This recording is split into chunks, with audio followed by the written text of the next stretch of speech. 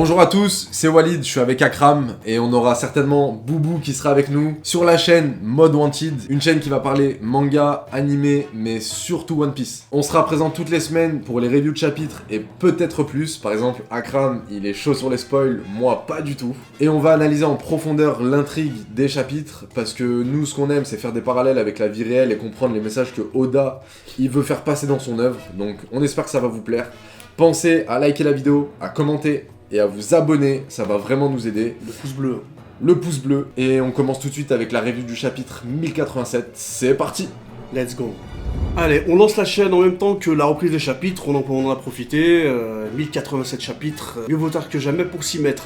Rappel des derniers événements là, parce que là, ça accélère de fou. Pour vous rappeler un petit peu, donc on a Barbe Noire qui a débarqué sur Amazon Lily. En fait, à la base, il voulait capturer Hancock, et finalement, il est parti avec Kobe. Et ça s'est terminé quand Rayleigh a débarqué, Rayleigh le GOAT, qui a arrêté le combat, et tout le monde est reparti de son côté. Après cette action, on retrouve Barbe Noire qui s'en est pris à l'eau. Donc l'équipage de l'eau a été vaincu, mais il a réussi à s'enfuir avec Beppo, et pour le moment, on n'en sait pas plus. Du coup, il y a Luffy et son équipage sont arrivés sur Egghead avec l'île de Vegapunk, et ils ont croisé la route de Luffy et du CP0. C'est pas bien parti, hein, cacahuète, si on peut se permettre. Là, on est en attente fort parce qu'il y a Saturne et Kizaru. Notre ami Kizaru, qu'on prend pour un amérindienne faible. Vitesse de la lumière, quand même. Vitesse de la lumière, c'est chaud. C'est chaud, qu'est-ce qui va se passer? On a hâte de voir la suite. Et pour pas oublier, il y a un navire de Barbe Noire qui débarque aussi sur Egghead. C'est vrai, est-ce que c'est Barbe Noire? Je pense pas, mais qui c'est qui l'a envoyé? Ça va être un grand foutoir. Direction Elbaf où Shanks a fumé Kid et son équipage. Donc là en fait on sait même pas si... C'est pas comme l'eau où on sait qu'il peut être vivant et qu'il peut s'en sortir. La Kid il est éclaté au sol. Il a pas fait dans le détail, ma parole il est au sol. Ouais. Il est au sol. On dirait mon père quand il mettait une rouste. J'étais pareil au sol. Donc y a pas.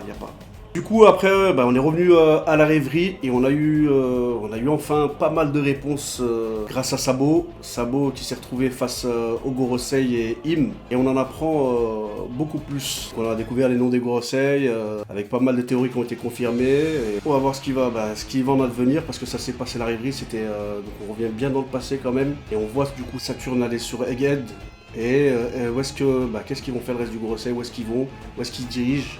Possible que tout le monde bouge. Là on a vu en plus Im prendre la parole, et donc il raconte l'histoire de Nefertari et l'histoire du dé. Et apparemment c'était les dés, c'est une faction qui était contre le gouvernement mondial. Est-ce que c'est à mettre en lien aussi avec peut-être la réalité, hein. Et puis voilà, Oda, je crois que c'est un peu comme tout le monde, plus d'inspiration dans tout ce qui est réel. Ouais, et c'est marrant parce que t'as dit il et pas elle. Et moi par exemple je vois Im plus comme une femme. Et c'est vrai que là avec la tournure des événements en fait on sait pas si c'est un homme ou une mais femme. aujourd'hui il ou elle c'est pareil. On sait pas.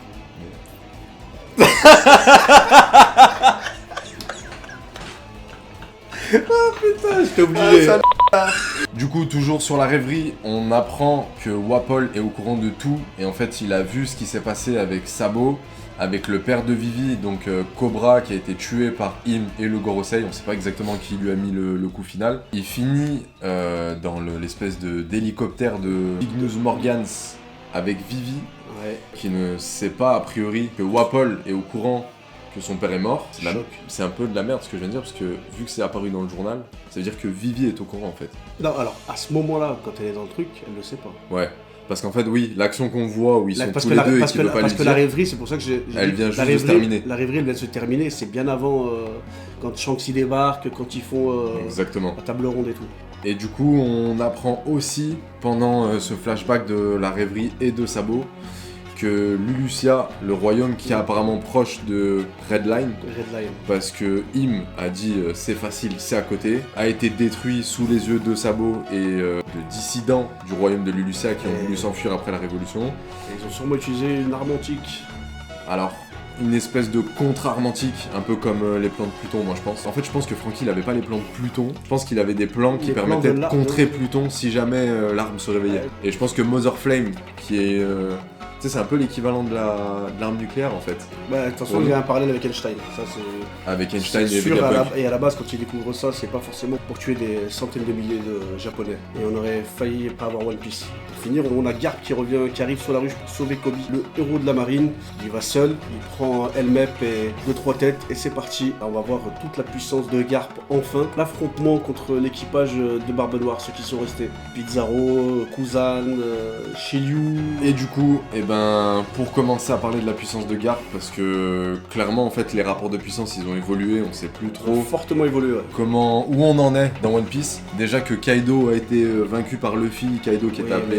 mais Kaido il a été vaincu par Luffy parce que Kaido il s'est battu contre toute la terre. Moi je suis d'accord. Viens on en parle 2 minutes. Ouais, on en parle 2 minutes. Parce c'est que parti. y a tout Moi, le monde qui critique en mode vas-y Kaido trop facile nanana. Kaido il s'est tapé il s'est tapé Big Mom pendant 3 rouges, Big Mom, les fourreaux rouges, les Supernova, Supernova, Luffy au moins 10 fois, il l'a tué, s'est relevé, il est tombé, il s'est relevé.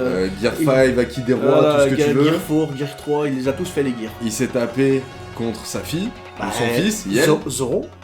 Zoro. Ah, Zoro qui l'a bien surpris, il l'a bien blessé. Donc à un moment donné, je veux bien que ce soit un surhomme, mais. Fallait qu'il tombe. Et moi, il y a une action que j'ai kiffé. Il termine Luffy, il le jette dans la mer. Et c'est pas, il reste tranquille posé sur son toit. Oh, il redescend, il fait Hela sur Onigashima.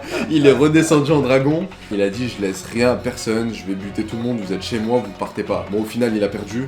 Mais il est quand même très très chaud. De toute façon, il voulait mourir, il voulait trouver quelqu'un de plus fort que lui. Et enfin tomber sur quelqu'un de plus fort. C'était cheaté. Il y a l'éveil du fruit, du Gomu Gomu no Mi.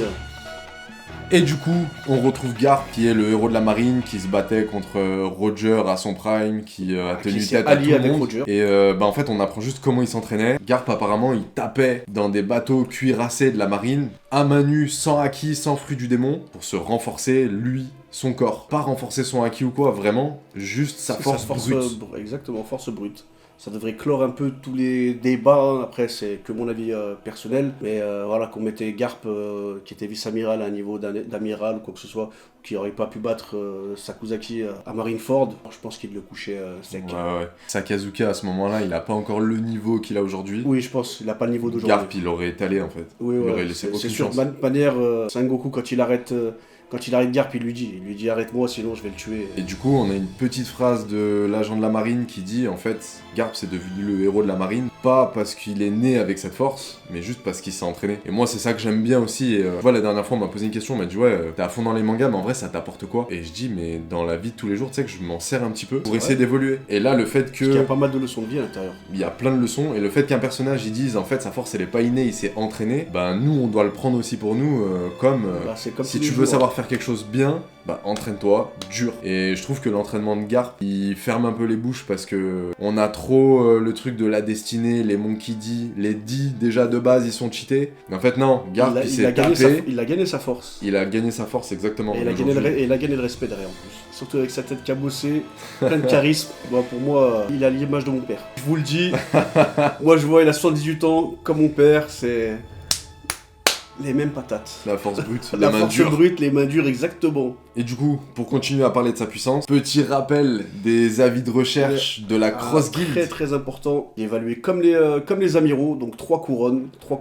On avait les étoiles pour les centaines de millions, et là maintenant on a les couronnes pour le milliard. 3 couronnes, 3 milliards. Bon là, il n'y a pas de débat. Pour nous, il n'y a pas de débat. Enfin pour nous, Après, si vous voulez débattre dans les commentaires, Vous allez voulez nous débattre dire et Garp, level Yonko, pas level Yonko. et vous voulez vous battre, pas de problème. On en parle souvent, on fait une vidéo dédiée. Garp, il a 3 putains de couronnes, c'est 3 milliards. Pour moi, ça vaut en fait au moins le niveau petit empereur. Aujourd'hui, Petit empereur, ouais, peut-être un peu plus que petit empereur. un peu plus que petit empereur, peut-être sur la durée. Après, on sait que les personnages, quand ils vieillissent, ils perdent un peu de la Ouais, puissance. ouais, c'est sûr, de toute façon pour moi il est destiné à mourir. Hein. Ça, je pense que y a personne qui se fait d'illusions. Garp, va falloir le pleurer dans quelques chapitres. Moi je pense que ça va être dur parce qu'en vrai, je crois que je connais personne qui aime pas Garp. Et en fait, t'es obligé de l'aimer parce que c'est le. Tu sais, dans tous les mangas, il y a un papy comme ça que. Il y a tu toujours kiffes. quelqu'un. Ouais, moi je suis d'accord. En vrai, quand il y a un petit flashback dans une œuvre, juste avant une action un peu difficile sur un perso, c'est soit qu'il va lui arriver une dinguerie, soit qu'il va mourir. Et là, on a la découverte de Kuzan qui est devenu Aokiji par Garp, on avait justement Garp qui s'entraînait sur ses sacs de cuirassé et pas ses sacs de sable, et Kuzan qui est venu lui demander s'il pouvait devenir son élève. Ah, qui s'est greffé de force, et Garp pour moi qui a fini par l'accepter comme son élève, non je vais pas dire héritage naturel, parce que du coup l'héritage pour nous c'est Kobe, mais limite un fils de substitution, qui rêvait d'avoir un de ses fils dans la marine. Quand on voit que Dragon est devenu révolutionnaire, Garp il était au bout, Luffy voulait devenir roi des pirates, il est encore au bout, il se dit il me reste plus que Kuzan hein. Mais tu vois, je fais juste un petit parallèle avec la première phrase qui dit ils ont pas hérité de leur force, ils l'ont gagné. Bah là en fait je pense que Kuzan il a forcé le respect de Garp parce qu'il l'a pas lâché en fait. Ah, il s'est entraîné comme un acharné, il est resté, il a tout donné et du coup c'est devenu son élève et il est devenu même son supérieur à un moment donné. Et petite info que moi j'ai trouvé intéressante, Garp interdit à Kuzan d'utiliser son haki et à ce moment là Kuzan dit je ne sais pas utiliser le haki. Donc c'est cool parce que tu vois on a un peu le doute maintenant, tout le monde a le haki des rois, tous ceux qui sont forts, haki des rois machin. Et en fait non, on se rend compte que ils ont tous progressé, ils ont tous appris à utiliser le haki. Et en fait c'est pas un truc qui est si commun que ça dans l'univers de One Piece. D'ailleurs sur la dernière attaque entre Garp et Aokiji on ne voit pas utiliser l'haki en fait. Après haki des rois, Garp ou pas haki des rois? Pour moi il a haki des rois. Ça ferait pas beaucoup de persos qui l'ont? Mais si un mec comme lui il l'a pas, ça veut pas dire que t'es le plus fort. Si non, ça veut pas dire que t'es le plus fort, mais vu que la définition de Haki des rois en vrai, de base, c'est la volonté d'être le roi, Garp en vrai il est pas là-dedans. Il est devenu chaud par l'entraînement. C'est pas bête ce que tu dis. Mais il avait pas vocation à être le meilleur du monde ou dominer un truc. Tu vois ce que je veux dire? Ceux qui ont le Haki des rois, ils ont quand même un caractère particulier en fait. Et j'ai l'impression que Garp il est pas dans ce créneau. C'est pas con, dites tout ce que vous en pensez, hein. Partagez si vous avez des idées, des avis. C'est parti. Du coup, Kuzan, vrai pirate ou infiltré? Quel est son but? Moi, mon avis, en fait, ce que je kifferais, c'est que Kuzan se soit devenu un putain de pirate. Petit lavage de cerveau par Barbe Noire, inspiré par, son aura, sa volonté, machin. Et il a perdu la foi en la justice, et c'est devenu un pirate, mais peut-être en mode pirate révolutionnaire, tu vois. Pirate révolutionnaire, mais est-ce qu'il est même pas révolutionnaire? Passé un moment, on avait des doutes. Alors, on a des doutes, mais quand on a le petit flashback, Garp, il lui dit mon fils est devenu un révolutionnaire. Kuzan, il est un peu en mode Osef, donc je sais pas trop. Après moi par contre quand tu dis laver le cerveau par Barbe Noire, je pense pas, s'il le fait c'est de sa propre initiative. Même en termes de puissance ou dans la tête pour suivre Barbe Noire, s'il le fait c'est de sa propre volonté. Surtout que quand ils se rencontrent, il est clairement au-dessus de tous. En vrai ils ont pas le level de Kuzan pour moi. Même Barbe Noire, il a peur de lui. Oui, il est venu de son propre chef. Après tu vois, il peut juste être inspiré par le discours. Autant Zoro il peut être plus fort que Luffy, mais il le suivra toujours comme son capitaine, tu vois ce que je veux dire? Maintenant, si c'est un infiltré, c'est quoi son but? En vrai, reste dans la marine, si t'es aussi chaud que ça. T'as pas besoin de te faire passer pour un pirate. À moins qu'il a une info sur Barbe Noire en mode héritier de Chebek, danger pour le monde imminent ou quoi. Je vois pas pourquoi il aurait une mission spéciale à ce niveau-là en fait, d'infiltration. Tu vois ce que je veux dire? Franchement, il y a trop de questions. Il y a pas assez de réponses. Moi, j'aimerais qu'il soit infiltré. T'as regardé Bleach? Bien sûr. Tu vois Jin? Ouais. Si c'est un infiltré, c'est un Jin, clairement. Jin, à la fin, il meurt. Moi, je pense qu'il va mourir quoi qu'il arrive. Tu penses qu'il meurt? Ouais, parce que si c'est devenu un pirate, il a trahi sa première conviction, et en vrai, on n'aime pas trop ça. Dans One Piece, il n'y a pas beaucoup de morts, mais là, qu'est-ce qu'elle apporterait à l'histoire, sa mort? En fait, ce que ça apporterait pour moi, Garp, on sait c'est que t'as trahi ta première vocation, donc t'as pas été fidèle, donc à la fin, tu mérites de mourir, en fait. Un peu. Je suis un peu dur, mais je le vois un peu comme ça. Et si c'est un infiltré, sa mission, elle est trop complexe, et ça veut dire qu'il se sacrifie, parce que là, clairement, tout le monde lui crache dessus. Son ancien maître, il lui dit « je te vire ». Entre guillemets, il est parti pour se faire détester. Clairement. C'est sûr. C'est pour ça que je le comparais aussi à Itachi un petit peu. En mode, tout le monde le déteste, c'est un paria aux yeux du monde. Mais en fait, il a une mission de très haute importance et il s'en fout de comment les gens le voient en fait. Il nous faudra plus de données. Là, dites-nous vous aussi ce que vous en pensez pour voir où ça nous mène. Hein. Dites-nous en commentaire, vous pensez que Kuzan il va rester infiltré? C'est un pirate? Est-ce qu'il va mourir? Est-ce qu'il va vivre? Est-ce qu'il va aider Luffy? Est-ce que en fait c'est un révolutionnaire? On sait pas. Alors, merci de nous avoir écoutés. On sera là la semaine prochaine, peut-être à Kram pour les spoils. Ouais, moi je suis un spoiler. Hein. Je peux pas attendre une semaine complète. Je suis à la recherche de tout. Et avec nous, normalement, il y aura un troisième larron. Vous le découvrirez la semaine prochaine. Allez, ciao! Salut!